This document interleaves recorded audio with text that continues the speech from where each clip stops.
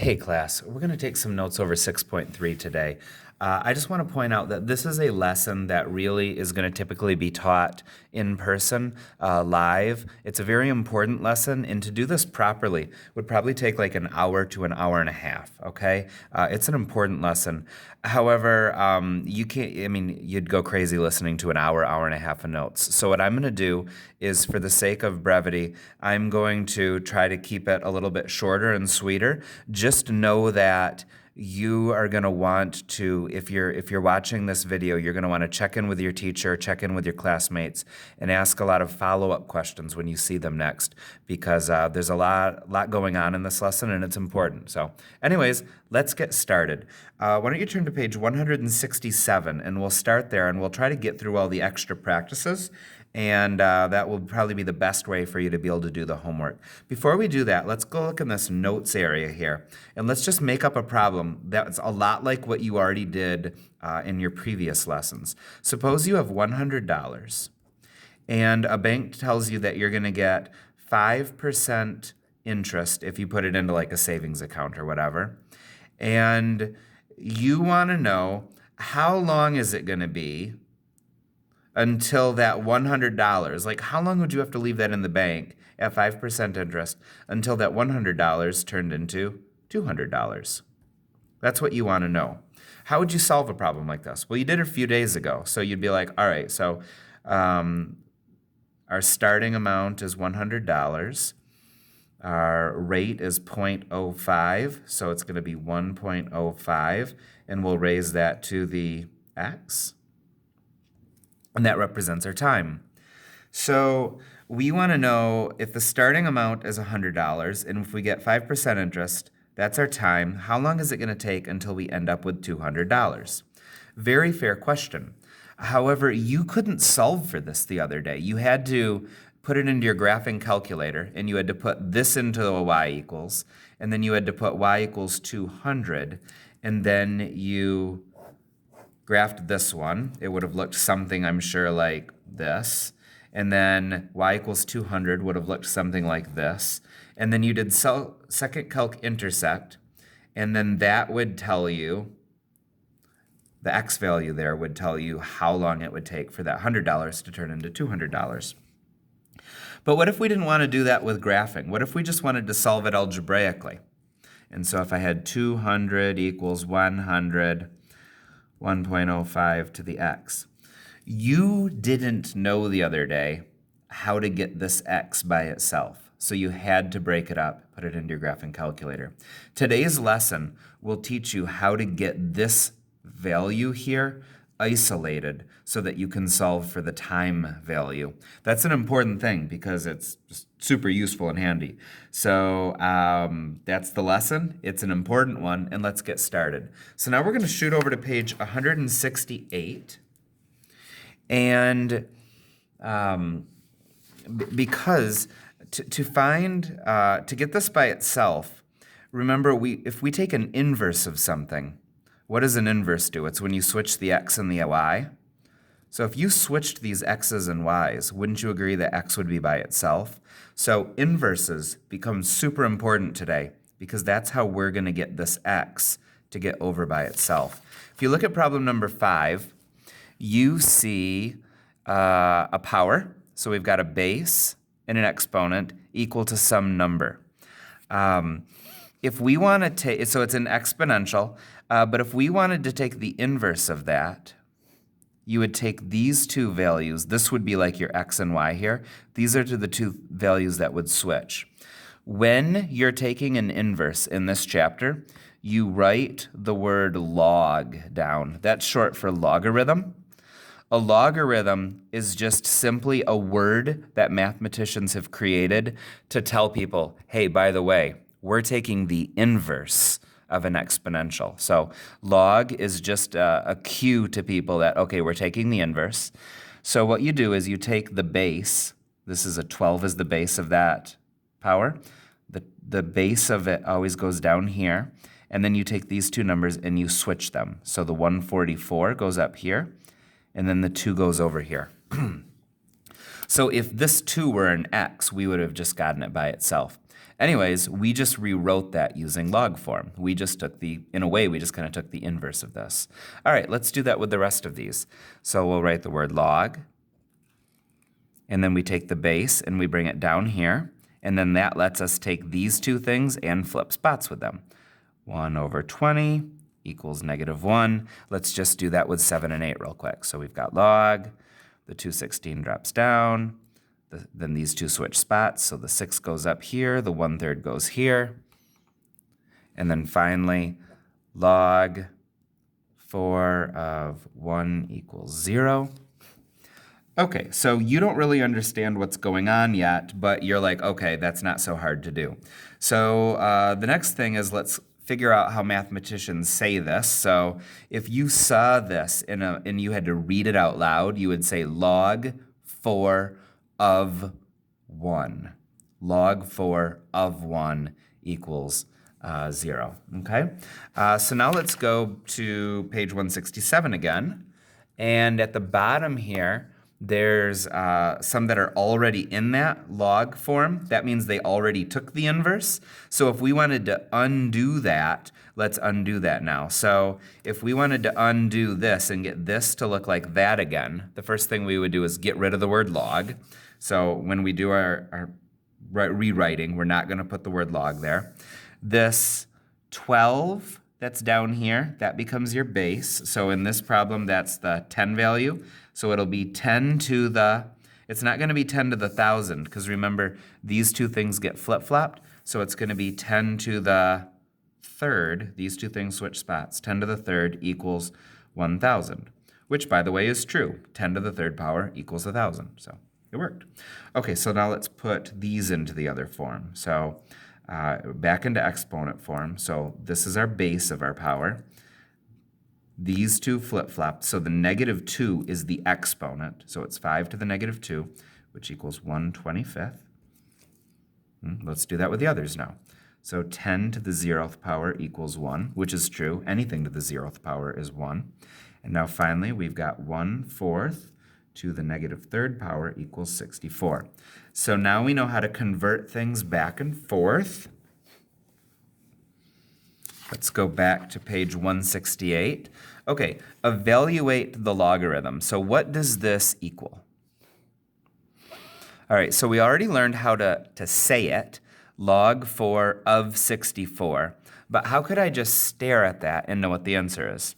Here's how you do that. When you see the word log, and when it's written like this, the question you should be asking yourself is, what exponent do I have to raise this to so that it turns into that? So basically, 4 to the what power gets me 64. Why don't you think about that in your head right now? 4 to the what power would be 64. 4 times 4 is 16. 16 times 4 is 64. So it would be 4 to the 3rd power. So log 4 of 64 equals 3. That's how you can do a problem like this in your head. But what if you didn't want to do it in your head? Get your calculator out. I'm going to show you something. It's pretty neat. Turn your calculator on. So the way you do this in your calculator is you write it like this. So you do log, where am I going to write this? I'll write it right here. Log of whatever's on the top. So the top number was the 64. So log of 64, and you divide it by log of whatever's on the bottom.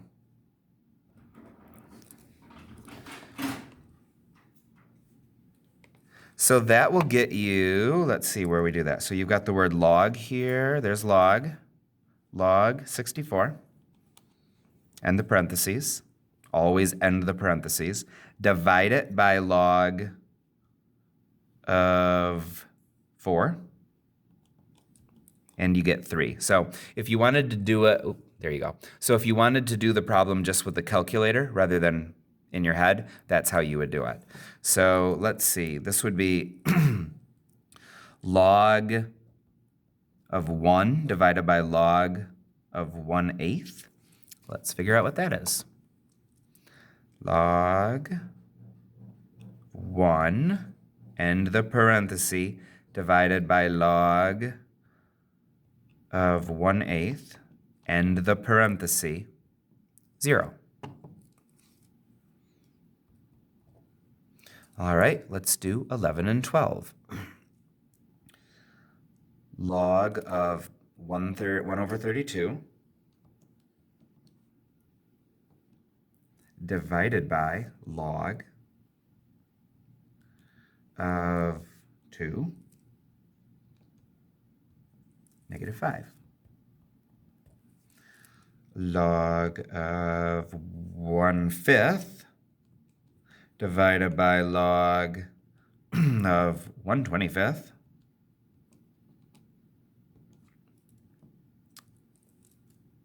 0.5, I'll say 1/2. All right, so now we know how to do those. We know how to say it. We know how to put it into our calculator. We know how to convert it back and forth. Let's see. So this is just a couple just things to know. Okay, you see how we got the word log here? And then there's a 13 on each side. When you see things looking like that structure where you have a log and it's like sandwiched between two of the same things, all of that stuff just cancels out and goes away. So the answer to number 13, if we wanted to simplify that, it would just be 6. All that stuff cancels out. We haven't talked about e's or ln's yet. Just know that they cancel each other out as well. So this will be x to the 3rd. We're going to talk about e and ln in just a moment, okay? All right, so on to number 15. By the way, 15 is now when we're starting to get like interesting to the point of, remember our goal was to be able to figure out how many years it took for $100 to turn into $200, and we said that we wanted to try to be able to do it without having to put it in our graphing calculator. Now we're getting really close to the point of being able to do that. These are going to help us a lot with that. So what if we want to get this value here by itself? So we're going to do the inverse. So let's try to get that by itself. I'll first get the 10 over to the other side. So on one side, we've got the 15 to the x power. And then on the other side, we've got y minus 10. So watch what we can do here. By taking the log of this, basically I'm doing exactly what we did in 5 through 8. I write the word log there. This is the base. Here's my power. 15 was the base of the power. That goes down here. And then I can flip-flop these two things, and I can put a y minus 10 here. And I can say that that's equal to x. I now have x by itself. Let's go back over to page 167. So, I have $100. I'm getting 5% interest, and I want to know how many years is it going to take until that $100 turns into $200. We now have the ability to do this without graphing it. So now we're going to go, our starting value is $100. Our rate was 5%, so it's going to be 1.05. This is our time value, and then this thing is your ending amount. So we want our ending amount to be $200. I want to figure out how long that's going to take. Before today, again, we had to graph this, see where they intersect. We don't have to do that anymore. All right, let's get x by itself. You see how all this is being times by 100, so we could divide by 100? So that's going to give me 2 equals 1.05 to the x. I could just write it like that. Personally, when there's the power, I like the power to be over on this side, so I'm going to write 1.05 to the x equals 2. Now watch what happens when we take the inverse. So we write the word log, and then we take the base, drop it down, and then these two things can flip spots. So that'll be 2 equals x. Log 1.05 of 2 equals x. This is something that we just learned how to put into the graphing calculator. Remember, if it looks like this, we can just do log of the top one divided by log of the bottom number. We can do that now over here. Log of 2 divided by log of 1.05 equals. Let's put that into the calculator. Log of 2 and the parentheses, that's so important, divided by log of 1.05, 14.207 years.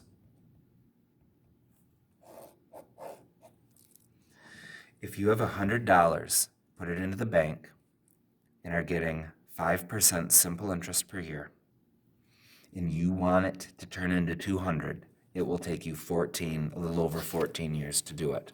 We don't need to graph it and do second calc intersect now because we know how to work with logarithms. So these kind of exercises here have built up our skills to the point where we can solve for x on our own.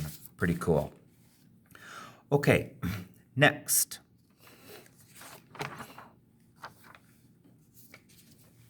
ln. Log. ln. Log. Class, both of these are logs. Both of these are words we use to hint at people that we used to have an exponential and we took the inverse of it, okay? However, there is a particular number when dealing with exponentials that is super useful, and that number is e. So just like pi here is 3.14, and that's a number that's super useful when you're working with circles. If you want to calculate growth or decay that's compounding continuously, e is a number that helps you there. And so let's figure out that number. So second e, enter. 2.71, and it just goes on forever. So e equals 2.71, blah, blah, blah, blah, blah. It goes forever, okay? That number is super helpful for compounding continuous interest. The Pert formula, y equals PE to the RT. If you did 6.1 and 6.2, you used this formula. You used E. So the new thing I'm telling you is that anytime E is used and we take the inverse, instead of writing log, we write ln is a way of people knowing, oh, that used to be an E there, okay? So we are now going to find the inverse of this one, and I know that when I find my answer eventually, the answer is going to have an E in the answer, okay? So let's do plus 8. I'm trying to get x by itself, by the way, right? So plus 8, getting x by itself. So we have ln of 2x equals y plus 8. Okay, all of this. Now, I want to get x by itself, so I want it to go over here. So I'm going to switch it back. So I'm going to take out the word ln, and I'm going to put an e there instead. Basically, I just wrote the number 2.71, blah, blah, blah, right here. I just wrote it like that. And that lets me take these two things and flip spots with them. So e to the y plus 8 equals 2x. We do not have x by itself yet. First, I'd have to divide by 2. So x equals e to the y plus 8 divided by 2. All right. Again, I'm not going into tons of detail here, so please speak to your teacher or other classmates if you have further questions on this, because otherwise, I mean, I could spend an hour and a half talking about all these things, and I don't think that's what you want in a video instruction. So finally, before you get to your homework, let's just get practice of how you enter these into a graphing calculator in case you see that on the SAT. Or in case you just need to do it for homework, quizzes, and tests, right? So let's get that going. So if you want to graph this, you need to graph it the way we did it, the way we solved it in 9 through 12. So you need to rewrite it as log of the top, which is x plus 1, divide it by log of 2. That's how you put it into your calculator. So let's do log of x plus 1 divided by log of 2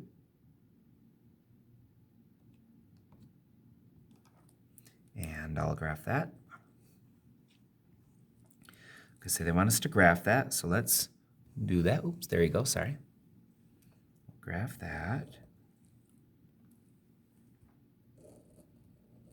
Okay, so do you see right here how it just kind of stops? I just need you to know that the only reason it stops is because the graphing calculator has kind of low resolution. It's actually supposed to keep going. And so I just want you to know that when you graph it, you need to make sure that it keeps going like this. And we just graphed it. Graph the function, check. Okay, determine the asymptote. We did not determine the asymptote yet. So an asymptote is an imaginary line on a graph that the graph just can never seem to cross. So when I look at this, it looks like it's gonna keep going up, up, up, up, up forever. But then over here, it just kind of seems like it can't go over anymore. So if I look at the table,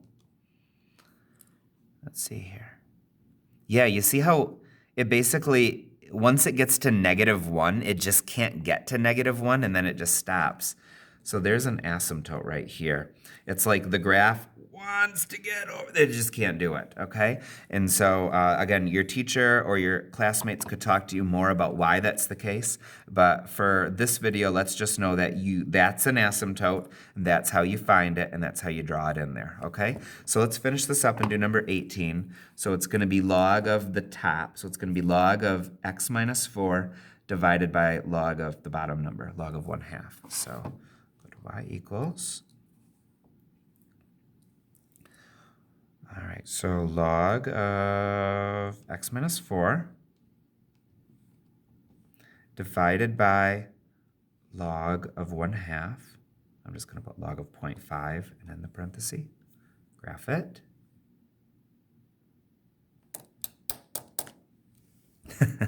Class, I just screwed up. Delete this.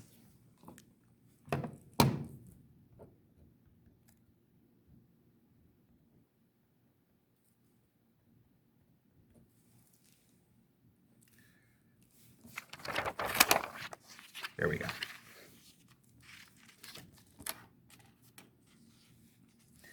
This is the log, and then it's having 4 subtracted for it. So if we wanted to do this, it would actually be log of x divided by log of 1/2, and then afterwards we would subtract 4.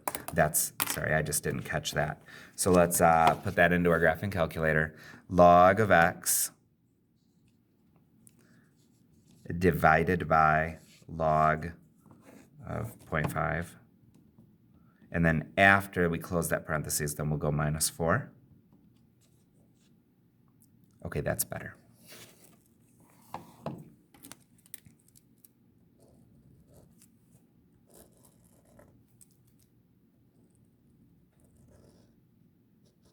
So there's our graph. Let's go to the table. Okay, this time it's at 0 where the errors start. So this thing tries to get to 0, but it just can't. So there is a asymptote right there. So put a dotted line right there. Okay, class, I know I did not go over these in as much detail as might be appreciated to fully understand the theory behind all this, but you can see we're already to almost 25 minutes, and I think this gives you enough good stuff so that you can get going on homework. And then again, please speak with your teacher, please speak with your classmates to really try to just build your understanding as the unit goes on, because this is a very important lesson, and hopefully this at least gives you a good start. So thanks for watching, and good luck on your homework. Take care.